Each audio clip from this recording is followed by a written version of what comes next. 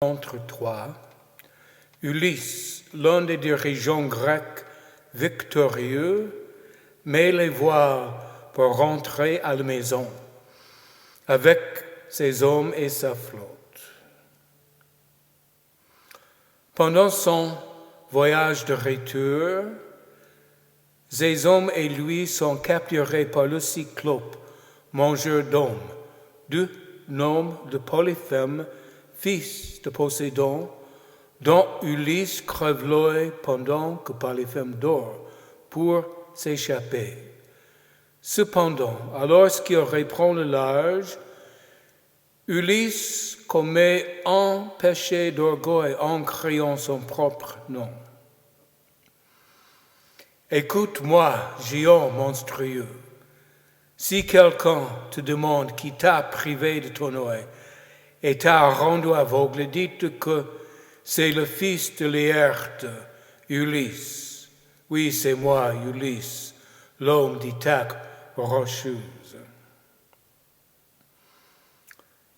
Polyphème tombe à genoux et implore son père, Dieu des mers et océans en furie. Ô Dieu des mers, Poséidon, toute-puissante, mon cher Père, écoute ma prière. Ulysse, fils de Laërte, a crevé mon œil. Je t'en prie, ô Dieu des océans, venge-moi. Envoie les tempêtes pour le détruire, lui, sa flotte et ses hommes. Noyez-les tous. Mais si le destin le laisse survivre, assure-toi qu'il ne rentre pas chez lui qu'après de nombreuses années de souffrance. Ô Seigneur des mers, écoute la prière de Polyphème le Cyclope, car je suis ton fils fidèle. Poséidon entendit. Plus tard, sa flotte détruit, ses hommes disparus. Ulysse est réduit de voyager sur un radeau. Poséidon envoie une autre tempête et détruit le radeau. Nous retrouvons maintenant Ulysse seul dans la mer.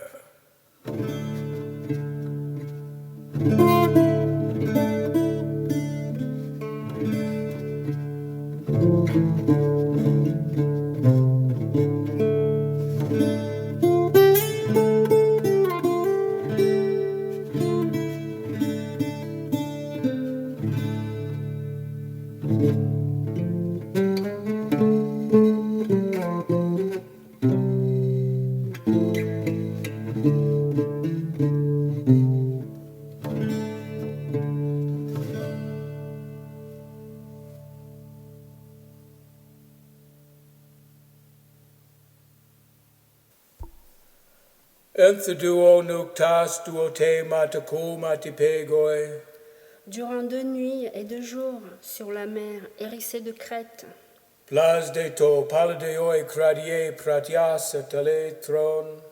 il erra et souvent son cœur entrevit sa perte.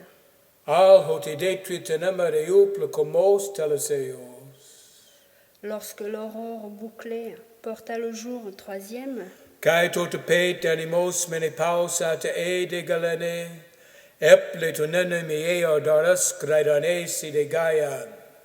alors le vent cessa de souffler, et ce fut la grande sérénité de la mer. Il vit que la terre était proche. D'un œil aigu, en se soulevant au sommet d'une vague.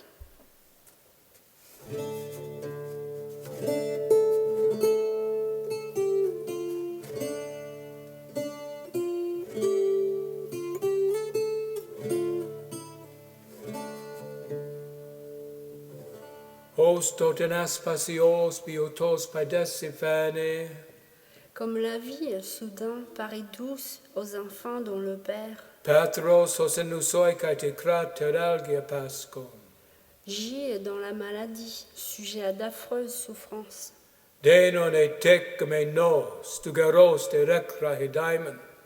Depuis longtemps déjà, un démon odieux le consume. Aspassion dans le temps guethier cacotetos et lusan. Mais les dieux, en chassant le mal, adoucissent sa vie. O soduceas pastenes atugaya caule. Aussi douce apparut à Ulysse la terre et ses arbres.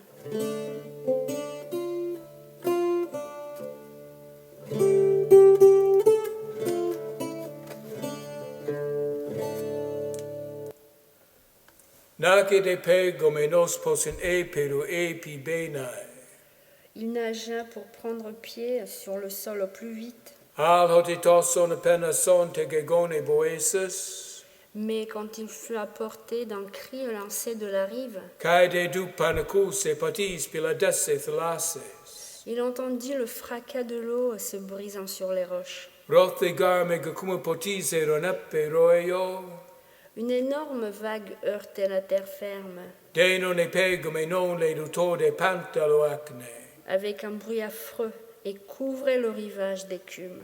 O garcen liminas naiono coiude piogae.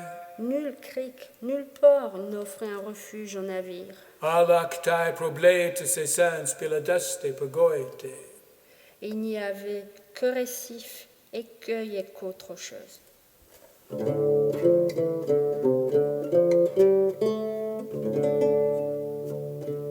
Cae tot daseos lutoguna te cae filoneter.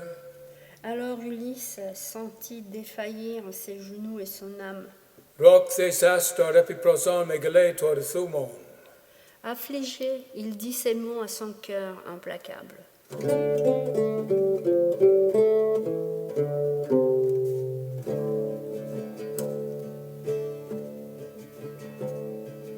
Homo epe de Gaian helpe adoke dastai. Ah, il me donne à voir, contre toute espérance, une terre. Zeus caideto delight me di mexas e perse. Zeus, et moi je fends l'abîme et franchis la distance. Ec posi su pethanathalos po loyo thurasde. Mais il n'est point d'issue pour sortir de la mer écumante. Ethos themen gargoyos di amphide kuma. Au dehors, ce ne sont que roches à vif qu'encerclent Pebrus irathion lise danan and nome Petra. l'onde hurleuse et la pierre est à pic tout le long du rivage.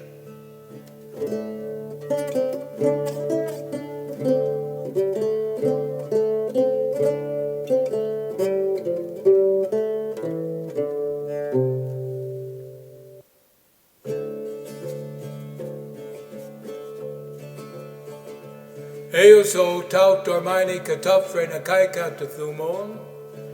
Mais tandis qu'il roulait ses pensées en son cœur, en son âme, Tafre de min megacuma feren trekean a pacte.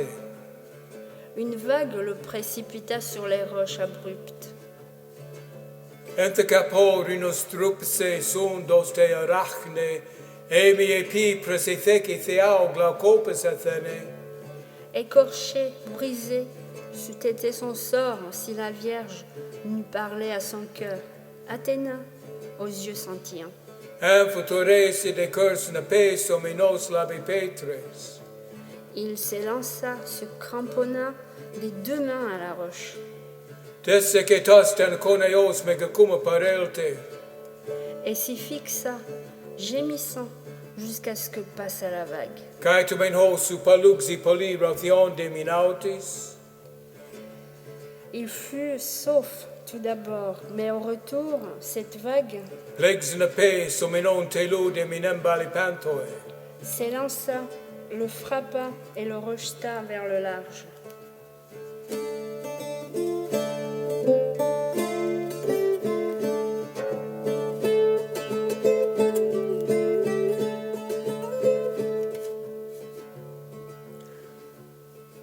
Os totipolo pudos la mes exel caminoio. Comme le poulpe, aux pieds nombreux, arraché à son gîte, Prascu tupindo fin pucinae lengese contae. à des cailloux fixés au support de ses tentacules. Os tu pros petrasia ona poceron. Ainsi la peau écorchée de ses mains infatigables Runoia Petru Tenton de Megakuma Kalupse. resta rendu sur la roche quand il fut englouti par la vague.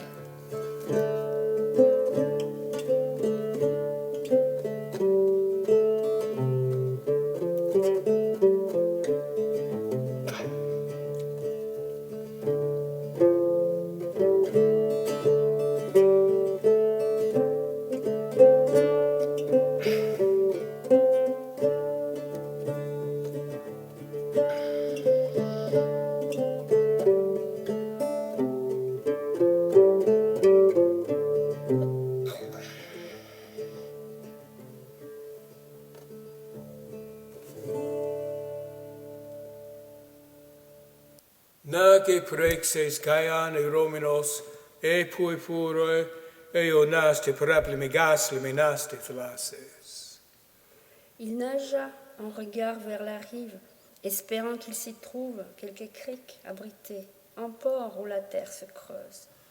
Al hoti depo tomoyo katasto macaliro hoyo, exineonte deo e usat ocuros oristos. Lorsqu'il parvint à l'embouchure d'un fleuve splendide, tout en nageant, il aperçut la plage excellente. Leos petron kai piscemas en anemoio, Abrité du vin et libre d'écueils et de roches. egno de proriontes aiusat o ancat thumon.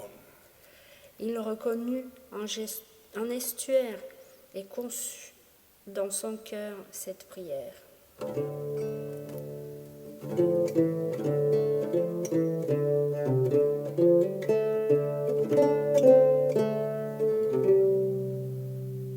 Clutian axotis asipaolis dante sicano, Qui que tu sois, écoute, Seigneur, près de toi que j'invoque. fugon ec pantoio posedan osos inipe. Moi, je fuis les menaces de Poséidon et ses vagues, Ai doios entiesi canendan toi deoisen, dignes de respect, même pour les dieux immortels, andronion tiniceti almenos hoscae gonum. et l'homme qui vient en vagabond comme moi à cette heure, Son te doon sato iune cana palimogesis, qui vient prier tes genoux et les flots après 1000 souffrances. ale elieri anaxi que theste toiucum aenae. Prends pitié, Seigneur, d'un suppliant qui t'implore.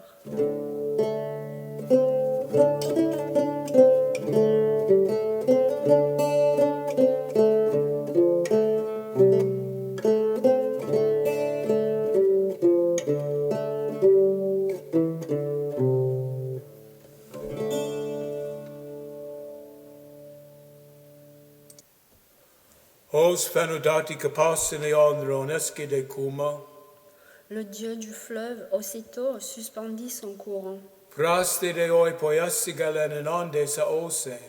et lui ouvrit le tranquille refuge de son rivage. Es protocol procoasa roanfo guna te camse, keras tes tiberas allegar de metopilonker. Il fléchit ses genoux contre terre et ses robustes bras, son cœur fidèle, dompté par les vagues. Hoide de cropantes lasse de cekie pole, ernst materinas therapnios dos caionados. Toute la peau tuméfiée et l'eau qui sortait, ruisselante, de sa bouche et son nez, privé de voix et de souffle, Caeto legepeleon camatoste min ainos e canen. il gisait, affaibli, en proie à l'affreuse fatigue.